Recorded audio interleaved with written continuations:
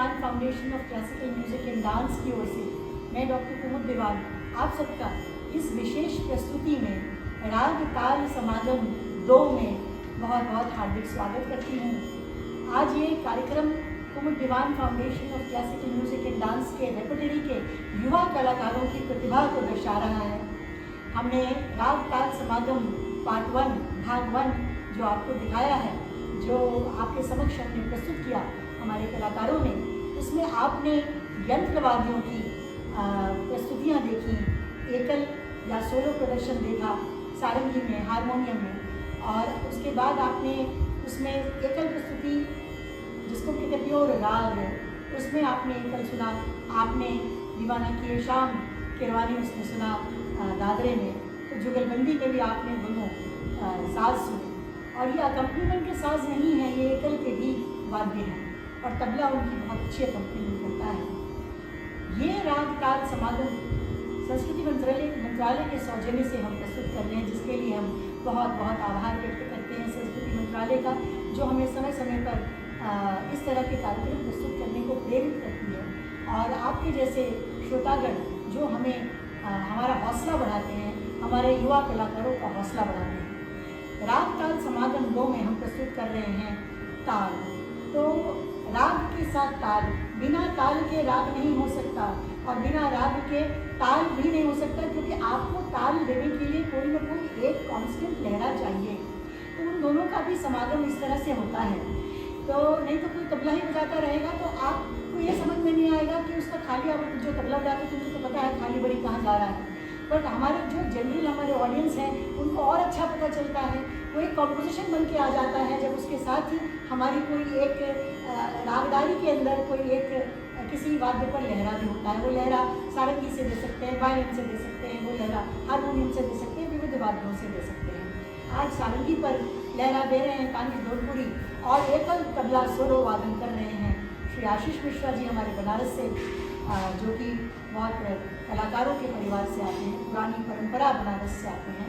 उनके पिताजी पंडित सोहनलाल मिश्र हमारे बनारस के बहुत ही दिग्गज कलाकार रहे हैं और आशीष जी और उनका परिवार संगीत में रहते हैं और देश के नामी कलाकारों के साथ वो संगत करते हैं, चाहे वो नृत्य भाव से कथक नृत्य में हो, चाहे वो गायन विधाओं में हो, चाहे वो एकल सोलो जो अपना बजाते हैं एकल वादन। तो आप देखेंगे बनारस बाज का तबला और आशीष जी क्या बजा रहे हैं उसमें, आप 3 ताल, राजा ताल है 3 ताल 16 मात्रा, उसके अंदर आप 3 ताल में कितने ही ताल, सब ताल सुनेंगे, क्योंकि और बनारस के बाज के खास पढ़ंत आप सुनेंगे जो आशीष आपको स्वयं करके बताएंगे। एक बार फिर संस्कृति मंत्रालय का बहुत बहुत हृदय से आभार व्यक्त करते हुए, अपने रेपुटेरी के सभी कलाकारों का आभार प्रकट करते हुए, हमेशा कुमुद दीवान फाउंडेशन से वो जुड़े हुए होते हैं और हमारे कलाकार उसमें अपनी सिखाते भी हैं, प्रस्तुति भी देते हैं। हम लोग संरचनाएँ करते हैं, कॉम्पोजिशंस करते हैं, मंचन करते हैं और आपके समक्ष हम अपनी कला को लेकर आते हैं। आप इसी तरह आशीर्वाद दीजिए। मैं ज़रूर एक संवाद पूरे देश के लिए भेजना चाहती हूँ कलाकार होने के नाते। युवा कलाकारों की प्रतिभा को आप निरंतर मंच दीजिए। मैं अपने वरिष्ठ कलाकारों को ये निवेदन करूँगी कि आप अपने मंचों से, जो मंच आपको हासिल है उन मंचों से हमारे देश के युवा कलाकारों को आप अगर प्रोत्साहन नहीं देंगे, आप उन्हें एकल वादन के लिए प्रेरित नहीं करेंगे, उसकी अपॉर्चुनिटीज़ उन्हें नहीं मिलेंगी, तो उनका सीखा सिखाया जो विद्या है वो कहीं ना कहीं वो विद्या जो है उस पर एक आघात पहुंचता है और कलाकार का मनोबल भी टूटता है। कलाकार संगत करे लेकिन उसको एकल वादन का भी अपॉर्चुनिटी मिलना चाहिए, क्योंकि वो भी पूरा एकल सीखा हुआ है और वो अपने आप में एक बहुत ही परिपक्व कलाकार है। इस बात का सम्मान करते हुए सभी कलाकारों पर खास करके समय आ गया है कि हम सब मिलकर देश की युवा पीढ़ी के कलाकारों को आगे लाएं और हर परंपरा के निर्वाहक कलाकार वाद्य यंत्रों से, तबले से और गायन विधाओं से, चारों पटों की गायकी से भारतीय शास्त्रीय संगीत को और सींचें और हमारी फुलवारी में नए नए पौधे जो हैं वो लहके महके और कल को भारतीय शास्त्रीय संगीत की परंपरा और भी समृद्ध हो। आइए इसकी मनोकामना करते हुए और आपसे अनुरोध करते हुए युवा कलाकारों को और भी मंच दीजिए, यही गुहार में लगाती हूँ। एक बार फिर संस्कृति मंत्रालय का बहुत आभार। और आशीष मिश्रा जी बजा रहे हैं एकल तबला वादन में 3 ताल के अंदर बहुत कुछ और ताल, उसकी चाल और उस पर उसकी ढाल। ढला हुआ नहीं होगा तो संगीत नहीं हो सकता। ताल में ढाल, उसी में उसकी चाल, नाना प्रकार से उसका कमाल। अब आप देखते जाइए। राग ताल समागम भाग 2 तबला शास्त्र।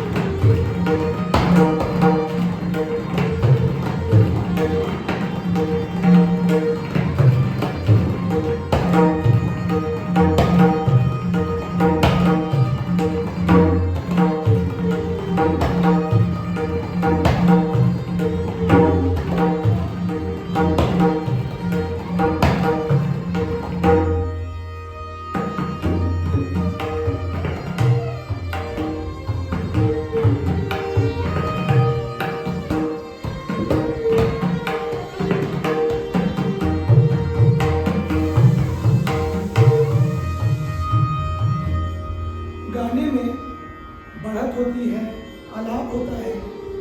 बनारस में 3 ताल के ढेके की बढ़त कैसे 3 ताल अपना आलाप करता है वो प्रस्तुत है।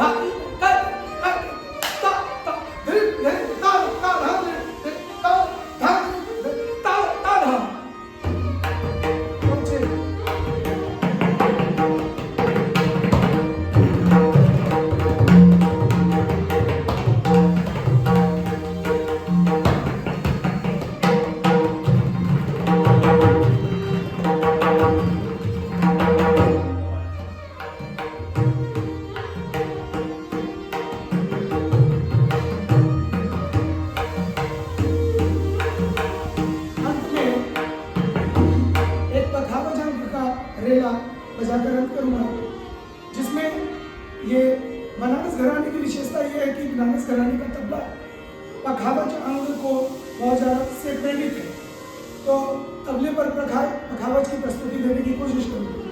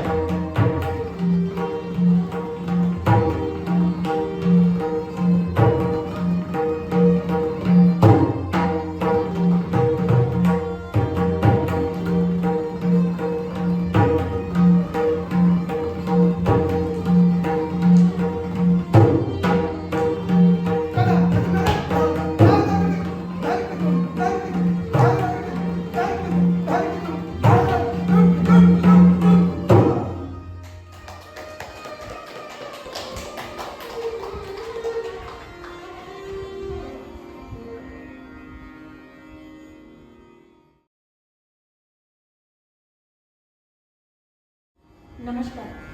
तो Diwan foundation of classical music and dance की हमारी इस रेपर्टरी के कार्यक्रम राग ताल समागम भाग 2 में मैं एक बार फिर से आपका स्वागत करती हूँ। ये ताल समागम है। आप इससे पहले भाग 1 में आप राग के साथ ताल का समावेश और समागम देख चुके हैं।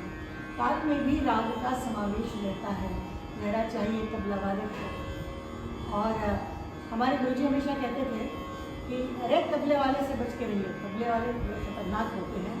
तो उतना ही तबला तुम्हारे दिमाग में होना चाहिए जितना दिमाग में उसके तबला है, तब उसके साथ चल पाओगे।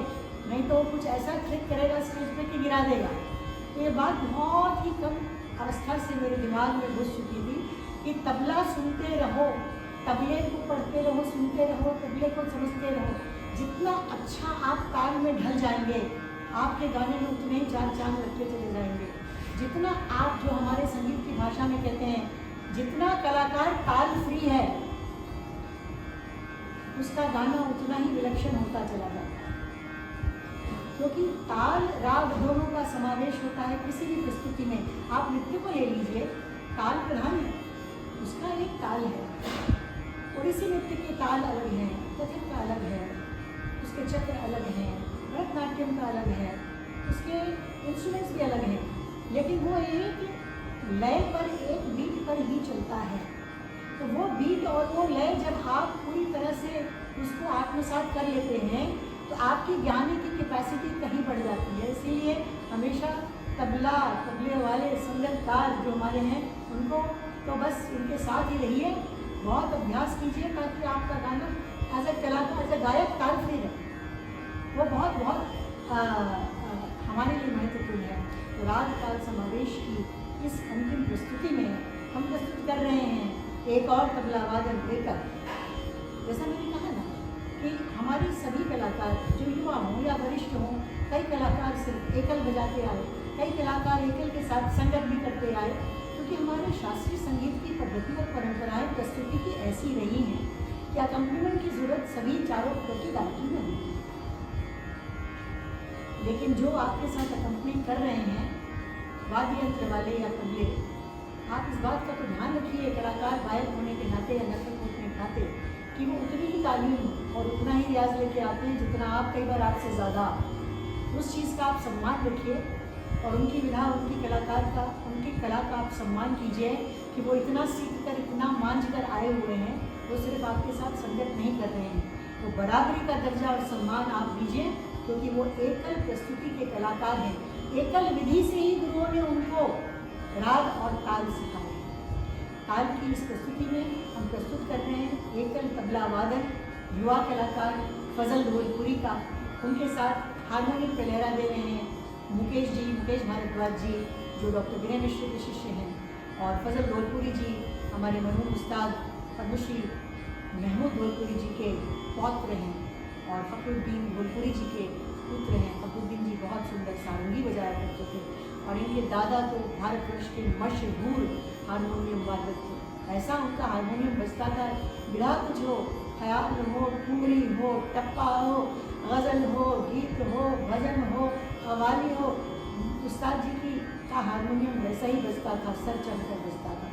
बड़े से बड़े कलाकारों की संगत, उस परिवार से ये बच्चा फजल ये आते हैं और अजरारा घराने का बाज ये सीख रहे हैं और बजाते हैं, एकल बजाते हैं, संगत भी करते हैं। आप लोग आशीर्वाद दीजिए।